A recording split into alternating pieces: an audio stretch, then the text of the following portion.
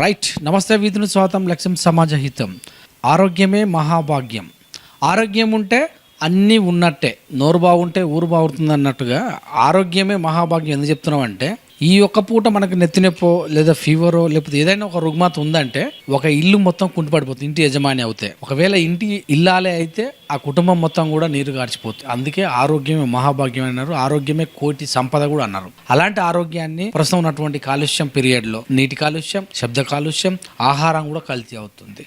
ఏది చూసినా కూడా మంచి నూనె చూసినా, కొబ్బరి నూనె చూసినా, ఏ నూనె చూసినా, ఏ వంటకాలు చూసినా కల్తీకి మారుపేరు అయిపోయినాయి. నూనెలలో బొక్కలతోటి కానీ మృత దేహాలతోటి కూడా నూనె తీస్తూ వ్యాపారం దూరంలో ముందుకెళ్తూ జనాల యొక్క ప్రాణాలను మొత్తం హరించే వేసే విధంగా ఉన్నాయి. సో ఎన్నో హాస్పిటల్స్ వచ్చినప్పటికీ కూడా, ఎన్నో సైన్స్ పెరిగినప్పటికీ కూడా, మరి మన పూర్వీకులు చెప్పినట్టుగా మనం చూస్తాం, శివుడు ఎప్పుడు కూడా యోగ నిద్రలోనే ఉంటాడు, ఎప్పుడు యోగ ముద్రలే ఉంటాడు. దాని సంకేతం మనం అంటే ఆయన చూడగానే భగవంతుడు అంటాం, కానీ ఆయన వేసినటువంటి ఆసనం వల్ల చాలా రుగ్మతులు పోతా అంటున్నటువంటి సిద్ధ ఆచార్య కాళీచరణ్ దాస్ దత్తసాయి గారు, శ్రీ సిద్ధ జగత్ జనని మాతాపీఠం వారిని ట్రస్ట్ నిర్వహిస్తున్నటువంటి ఆచార్యులు ప్రస్తుతం మనతో ఉన్నారు. వారు యోగా ముద్ర వల్ల, యోగా సంజీవని వల్ల చాలా రుగ్మతులు మటుమాయ అయ్యే అవకాశం ఉంది, తగ్గుముఖం పట్టే అవకాశం ఉందని చెప్తున్నారు. వారి మాటలోనే మరికొన్ని విషయాలు కూడా తెలుసుకుందాం. ప్రస్తుతం ఉన్న పరిస్థితుల్లో చెప్పుకుంటే ఈ 20వ శతాబ్దం అనేది చాలా టెక్నికల్గా ముందుకెళ్తుంది. మనం చూస్తూనే ఉన్నాం. అంటే నా పీరియడ్లో నేను ఫోన్ ముట్టుకొని ఏదైనా నొక్కాలంటే పెద్దవాళ్ళు ఇచ్చేవాళ్ళు కూడా కాదు. ఇలా పిల్లలు ఫోన్ తోటి అన్నం తింటారు. ఇంత టెక్నాలజీలో వెళ్తున్నప్పటికి కూడా ఆహార విషయంలోకి వచ్చేసరికల్లా మొత్తం కల్తీనే.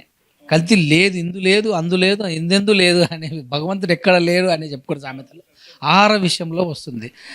ఈ విషయంలో చాలా రుగ్మతులు వస్తున్నాయి. ఇంకా రుగ్మతులు అంటే మనకు తెలియనిది కాదు. జబ్బులు అంటే ఒకప్పుడు 60 దాటుతున్నా 70 దాటుతున్నా వచ్చేటటువంటి పెద్ద పెద్ద రుగ్మతులు కూడా 40, 21కి పుట్టిన పిల్లలకు కూడా వస్తున్నాయి. సో ఈ కల్తీ విషయంలో వచ్చేదే కాకుండా యోగ ద్వారా కూడా రుగ్మతులు మాయమవుతాయని మీరు అంటున్నారు. సో ఎలా సాధ్యమవుతుంది? సాధ్యమయ్యే అవకాశం ఉందా? రుగ్మతులు రాకుండా ఉంటాయి, ప్రివెన్షన్ అని కూడా అంటారు మీరు. మనం ఏంటంటే ఇప్పుడు ఏ కాలంలో ఉన్నామంటే ప్రివెంటివ్ మెడిసిన్ యాక్టివేట్ చేయాలి. మనకి మెడికల్ టెక్నాలజీ ఎంతో పెరిగింది. నానో టెక్నాలజీ వచ్చినాక ల్యాప్రోస్కోపీ సర్జరీస్ ఎన్ని వచ్చినా కూడా కాలానుసారం రోగాలు కూడా అంతే పెరుగుతున్నాయి. అండ్ కాస్ట్ కూడా బాగా పెరిగింది. సామాన్యులు తట్టుకునే విధంగా లేదు ఇవాళ రేపు మెడికల్ టెక్నాలజీ. సో అందరూ కూడా హెల్త్ అవేర్నెస్ పెరిగింది. కరోనా అప్పటి నుంచి అయితే ఇంకా హెల్త్ అవేర్నెస్ వచ్చి మనం ఆరోగ్యంగా ఉండాలి. ఆయుర్వేదిక్ ట్రీట్మెంట్స్ వైపు మొగ్గు చూపుతున్నారు. హోమియోపతి కూడా చాలా ఫేమస్ అయింది. ఇప్పుడు ఇదివరకు హోమియోపతి అంటే ఏంటి అనేవారు, వైద్యంలాగా ఫీల్ అయ్యేవాళ్ళు. హోమియోపతి స్లోగా పనిచేస్తుంది అనేవి ఇప్పుడు హోమియోపతి లెవెల్స్ కూడా పెరిగిపోయినాయి. హాస్పిటల్స్ అన్ని కిలకిలాడుతున్నాయి. సో ఏంటంటే ఇప్పుడు ఉన్న ఆహారం సపోర్ట్ చేయట్లేదు, లైఫ్ స్టైల్ మొత్తం పడిపోయింది. మన ఇల్లు అంతా ఎలక్ట్రానిక్ రేడియేషన్ నిండిపోయింది. TV, fridge, radio waves, TV waves, microwaves, telephone microwaves అయితే సెల్ ఫోన్ టవర్స్ చూశారుగా. నేను 2010లోనే HMTVలో లైవ్ ఇంటర్వ్యూ. ఓవెన్లు కూడా వచ్చినాయి ఆహారాన్ని. ఓవెన్ అది కూడా మైక్రోవేవ్తోనే పనిచేస్తుంది కదా ఓవెన్ కూడా. సో స్టోర్డ్ ఫుడ్ తింటున్నారు, జంక్ ఫుడ్ తింటున్నారు పిల్లలు. ఫ్రెష్ ఫుడ్ ఏడా దొరకట్లేదు. It's not possible also. మన విలేజ్ లెవెల్ కానీ సిటీల్లోనే ఎక్కువ మంది బతుకుతున్నారు. సో ప్రాసెస్ ఫుడ్ అలవాటైన పిల్లలు, రెడీమేడ్ ఫాస్ట్ ఫుడ్, దోశ పిండి కూడా రెడీ దొరుకుతుంది, అది తెచ్చి దోశ వేసుకుంటున్నారు. అది ఎంతవరకు కరెక్ట్ అది? సో ఇట్లాంటి ఒక దీర్ఘమైన పరిస్థితులు ఏర్పడి అసలు హెల్తీగా జీవిస్తారా? అసలు యవ్వనం అనేది ఉంటుందా ఫ్యూచర్ అని నాకు డౌట్. చిన్న పిల్లలు స్కూల్కి వెళ్తే సోడాబుడ్డ అద్దాలు వేసుకొని చదువుతున్నారు, ఒబిసిటీతో బాధపడుతున్నారు. యవ్వనంలో పెళ్ళిళ్ళైన వాళ్ళకి సంతానమే లేదు. కృత్రిమ సాఫల్య కేంద్రాలతో సంతానం కొంటున్న రోజులో వచ్చింది. సో మరి ఎలా మనం రీబిల్డ్ చేయాలి అంటే, ఏదైనా మన హిందూ సాంప్రదాయము చాలా గొప్పది. మనం ఈ ప్రపంచానికి యోగ సిద్ధిని అందించిన దేశము మన సంస్కృతి. ఇప్పుడు యోగా సైంటిఫిక్ అయిపోయింది. It is not concern with any religion. Hindu మతం అనడానికి వీల్లేదు యోగా. సో యోగాలు ఎన్ని రకాల యోగాలు ఉన్నాయి. మన అందరూ రామ్దేవ్ బాబా గారు అష్టాంగ యోగాని ఫేమస్ చేశారు వరల్డ్ వైడ్. అది లిటిల్ బిట్ ప్రాణాయామం, అట్లా ఆసన, ఆ లైఫ్ స్టైల్లో ఉంటే బాగుంటుంది అని చేశారు. కానీ లైఫ్ స్టైల్ ఏంటంటే చాలా ఫాస్ట్ ఫార్వర్డ్ అయిపోయింది. ఒక 1 అవర్ కూర్చొని యోగా చేసే సమయం కూడా ఎవరికి లేదు. మా తండ్రి గారు ఆర్ఎస్ఎస్లో ఉండేవాడు, చాలా డైలీ యోగా, సూర్య నమస్కారాలు 1 అవర్ యోగా చేశారు. కానీ ఆయన ఎట్లా బిజీ అవుతున్నాడు పాపం. యోగా చేసే టైం లేని కొన్ని రోజులు బాధపడేవాడు, అబ్బా ఒళ్ళు నొప్పులు ఇవాళ యోగా చేసుకోలేదని ఫీల్ అయ్యేవాడు, అర్జెంట్ ఉంది. కానీ ఇప్పటి వరకు కూడా 70s కూడా ఆయన కొన్ని కీళ్ళ నొప్పులు వచ్చినాయి, కానీ చాలా హెల్తీగా ఉన్నాడు. కానీ ఈ కాలంలో ఇంత ఫాస్ట్ యుగంలో పిల్లలకి ఏడు సమయం ఉంది, గృహిణులకి ఏడు సమయం ఉంది, గృహిణులు కూడా పని చేయాల్సిన పరిస్థితి వచ్చింది. సో అష్టాంగ యోగా ప్రాక్టీస్ చేయడం కష్టం. సో ఇట్లాంటి కాలంలో సిద్ధయోగం అనేది, సంజీవిని యోగ విద్య అనేది మనం రీవోక్ చేశాము. నేను కూర్చొని ఉన్నప్పుడు నా గురువులా ఇచ్చిన ఆశీర్వాదం వల్ల ఈ కాలంలో సంజీవిని విద్యను మనం రీయాక్టివేట్ చేసి తక్కువ సమయంలో ఎక్కువ బెనిఫిట్ కొట్టి బాడీని మొత్తం ఇమ్యూనిటీ మన యోగా నేర్పించింది ఏంది, ఆయుర్వేదం చెప్పేది ఏంది, ఇమ్యూనిటీ పవర్ఫుల్గా ఉంటే మనము రోగనిరోధక శక్తి అనేది పవర్ఫుల్ ఉంటుంది. రోగనిరోధక శక్తి పవర్ఫుల్గా ఉంటే healing process of the body fast ఉంటుంది.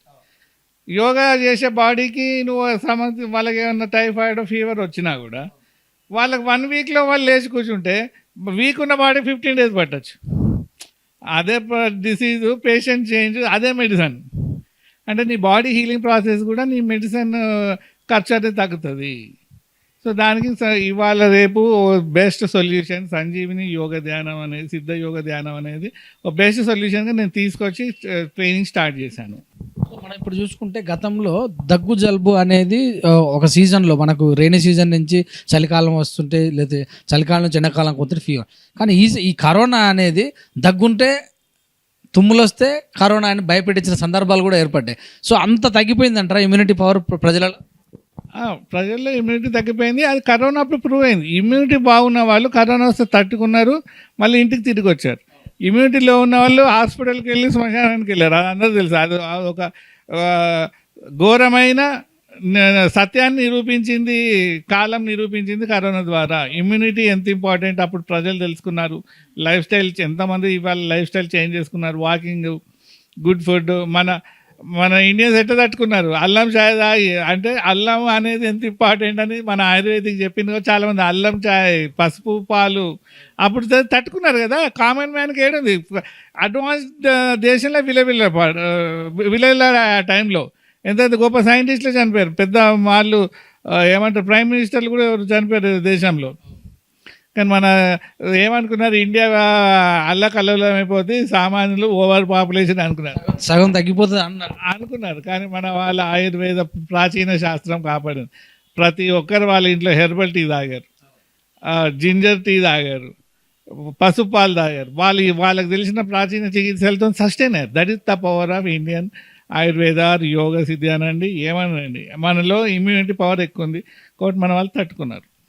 ఇప్పుడు ఒబేసిటీ దాదాపు రాబోయే రోజులలో 60% ఉంది ఇండియాలో అని అంటారు. దీని ఎలా చూడాలి గురుగారు? అవునండి. ఇప్పుడు మనం తినే food processed food, organic farming పెరిగినా అది అందరికి కొనే అందుబాటులో లేదు. ఇప్పుడు middle class family organic food కొనాలంటే కాస్ట్ ఎక్కువ ఉంది. అది కాస్ట్ ఎఫెక్టివ్ రావాలి. మరి ఆర్గానిక్ ఫార్మింగ్ కూడా కాస్ట్ ఎఫెక్ట్ వచ్చే రోజులు వస్తే బెటర్ అన్న ఉద్దేశం. సో ఆర్గానిక్ ఫార్మింగ్ అనేది అట్లీస్ట్ బాడీ బిల్డప్ బాగుంటుంది. కానీ నువ్వు వాతావరణం అనేది మార్చలేవు కదా. ఈ స్మోక్, కాలుష్యం ఎవరు చేంజ్ చేస్తారు? ఎంత ఉంది హైదరాబాద్లో లెడ్ లెవెల్ చూడండి, పొల్యూషన్ డిపార్ట్మెంట్. నువ్వు ఆశ్చర్యపోతావు.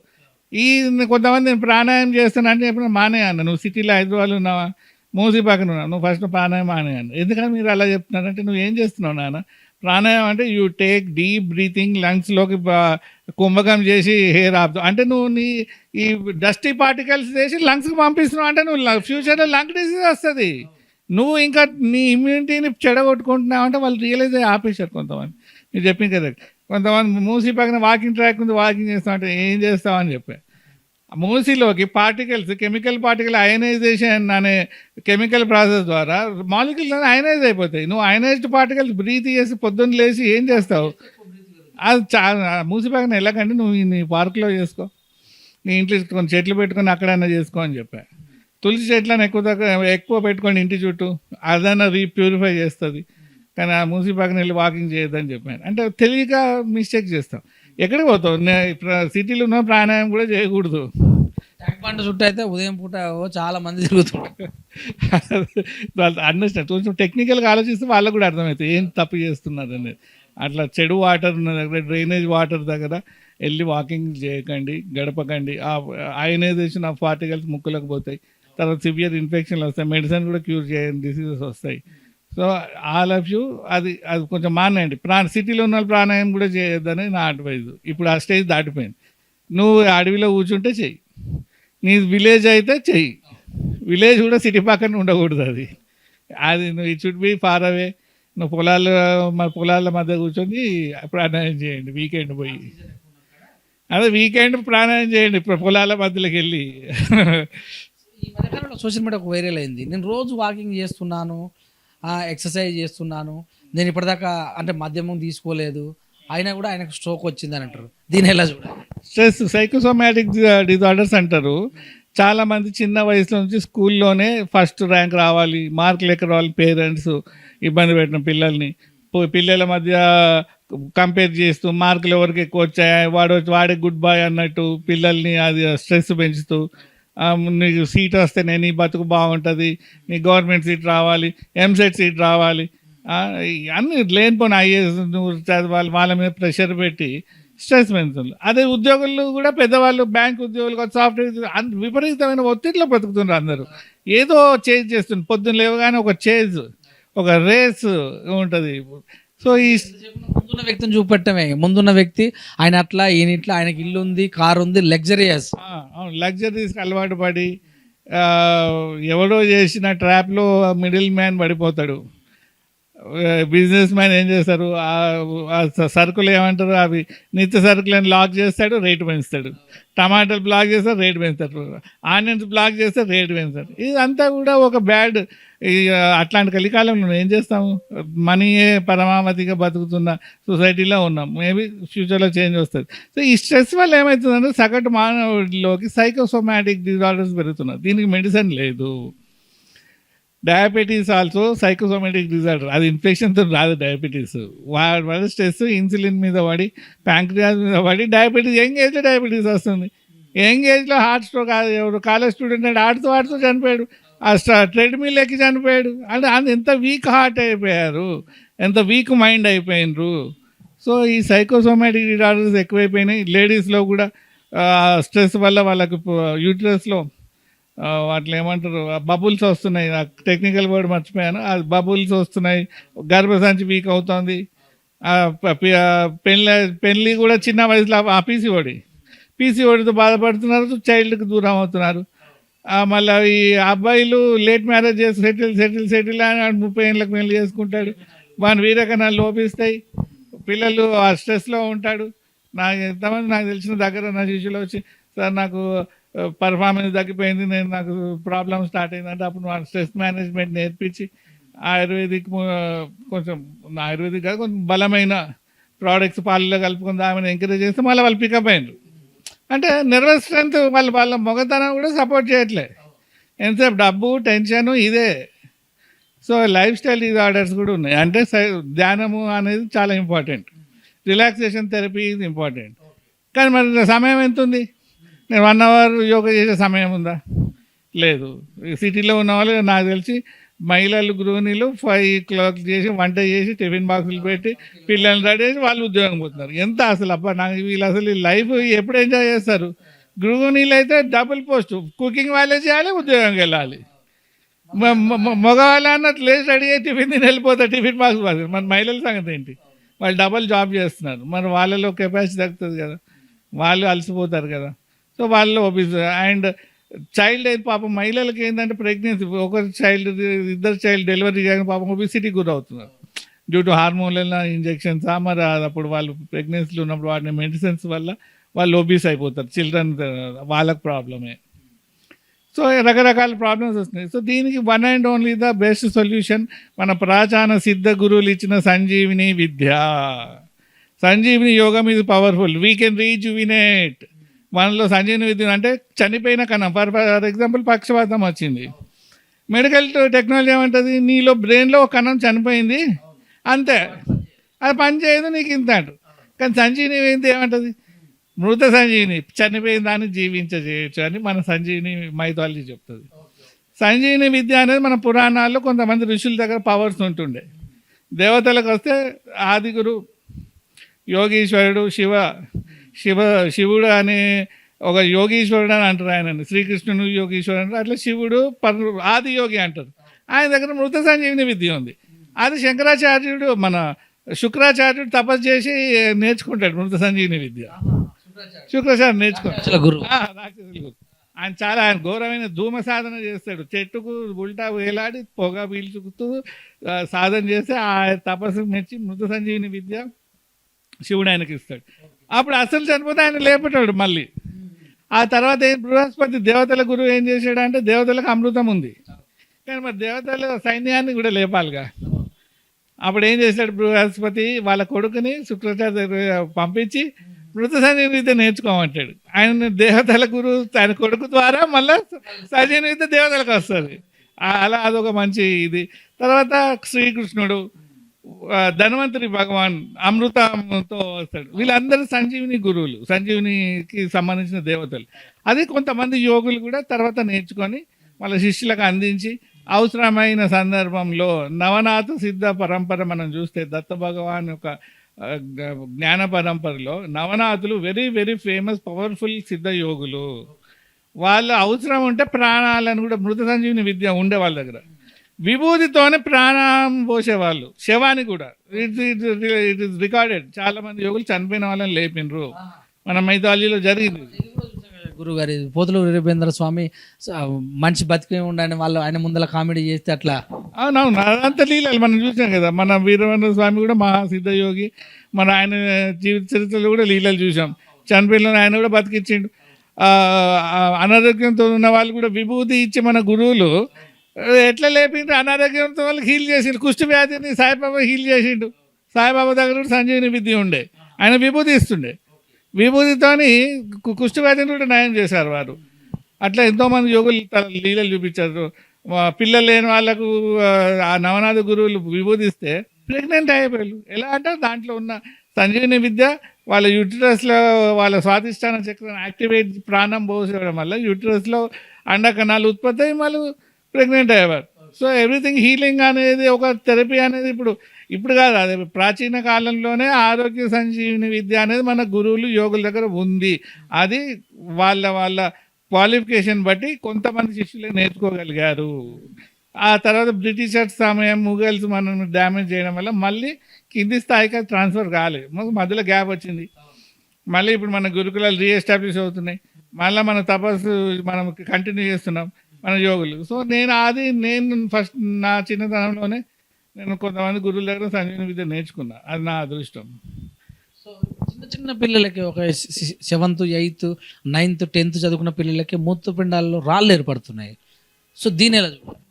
అది ఆల్రెడీ అన్నింటినీ మనం లైఫ్ స్టైల్ డిజార్డర్స్ అనొచ్చు. పొల్యూషన్ పెరిగింది, లైఫ్ స్టైల్ పెరిగింది, ఫుడ్ కల్తీ మీరే చెప్పారు కదా, నోన్ ఫ్యాక్ట్. ఇప్పుడు మనం మాట్లాడింది సంజీవిని విద్యను ఎందుకు నేర్చుకోవాలన్నది ఇంపార్టెంట్. నేను ఇచ్చే సందేశం ఏంది, నేను తగ్గుతాయా ఈ దానివల్ల? ఎందుకు నా దగ్గర నా లైఫే రీసెర్చ్ యోగి అంటారు నన్ను. సైంటిఫిక్, నాకు ఇదివరకు 10 years బ్యాక్ నాకున్న పేరు సైంటిఫిక్ యోగి అని పేరు పెట్టారు నాకు. సైంటిఫిక్ గురూజీ అనే వాళ్ళందరూ. అప్పుడు మాస్టర్ నవీన్ కుమార్ అని పిలిచేవారు. నేనేం చేసేవాడిని, యూనివర్సల్ స్కానర్లు ఆర్ఆర్ స్కానింగ్ ఇన్స్ట్రుమెంట్ తెచ్చి బిఫోర్ ఆఫ్టర్ స్కానింగ్ చేసి చెప్పి అక్కడ వాళ్ళకి చికిత్స చేసి మళ్ళీ ఎలా తగ్గిందో కూడా చూపించేవాడిని. మంత్ర జపం ద్వారా, ధ్యానం ద్వారా ఎలా చేంజెస్ వచ్చాయని నిరూపించా. నా దగ్గరకు వచ్చిన అప్పుడు ఆర్ఆర్ స్కానింగ్ అనేది ఒకటి పెట్టాను. ఏంటంటే నీ ఎనర్జీ, నీ కాంతి వలయంలో ఫస్ట్ డిసీజ్ వస్తుంది, అదే ప్రాణంలో రిఫ్లెక్ట్ అవుతుంది. సో మనం ఆరాన్ని చెకప్ చేస్తే రాబోయే డిసీజ్ చెప్పొచ్చు అని నేను famous for RR scanning, universal scanner రాబోయే నేను చెప్పాను. నేను కేస్ షీట్ తయారు చేసి 4 పేజీల కేస్ షీట్ తయారు చేసి వచ్చిన వాటిలో పాజిటివ్ ఎనర్జీ ఎంత ఉంది, నెగిటివ్ ఎనర్జీ ఉంది, ఏ చక్ర వీక్ అయింది అనేది నేను ముందే చెప్పేవాడిని. నీకు థైరాయిడ్ రాబోతుందంటే నేను చెప్పిన 4 సంవత్సరాల తర్వాత వాళ్ళకి థైరాయిడ్ వస్తుండే. వాళ్ళ గురించి మీరు చెప్పింది కరెక్ట్, నాకు థైరాయిడ్ స్టార్ట్ అయిందని చెప్తుండే. అట్లనే కొంతమంది నీకు లెగ్ పెయిన్ ఉందంటే ఆల్రెడీ ఉంది సార్ అంటుండే. ఎందుకంటే నీ మూలధార వీక్ ఉంది, నీకు బోన్స్ వీక్ అయినాయి అంటే అవును సార్ నా మోకాల నొప్పులు స్టార్ట్ అయింది వాళ్ళు ఒప్పుకుంటుండే. లేవు ఇప్పుడు అంటే నేను చెప్పిన 1 yearకి స్టార్ట్ అయ్యేది.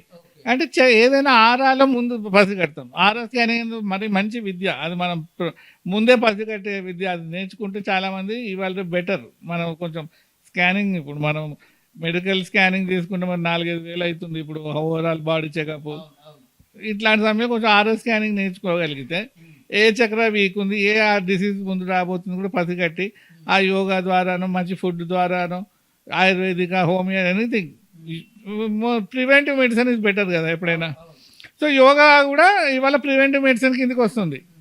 సో దాన్ని నేను సంజీవిని విద్య ఎందుకు ప్రవేశపెడుతున్నా అంటే మన ఎన్నో రాడికల్స్ కూడా ఫ్రీ రాడికల్స్ వల్ల బాడీ డిస్ట్రాయ్ అవుతుంది, పొల్యూషన్ వల్ల కూడా బాడీ డిస్ట్రాయ్ అవుతుంది. సో మనం రీజ్యూమినేట్ చేయాలి. ఇప్పుడు ఎట్లా ప్రతి అవయవాన్ని కూడా తిరిగి బతికించుకోవాలి, యవనం వైపు తీసుకురావాలి. యాంటీ ఏజింగ్ ఇంపార్టెంట్ ఇప్పుడు, ఎందుకంటే చిన్న వయసులో తెల్ల ఎంటుకలు. ఎవరు అసలు ఎగ్జాంపుల్ నేనే.